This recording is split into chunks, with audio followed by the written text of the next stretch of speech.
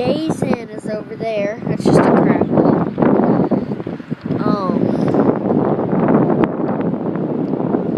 Yeah. Can't really see inside there. I think you can see where they're gonna put the air conditioners in, though. Window air conditioners, you know. So we'll see what this is gonna be. They'll probably do a mini hotel tour.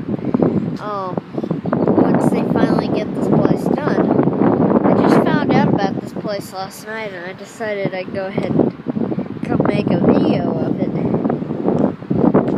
thought it was gonna be pretty cool. So yeah.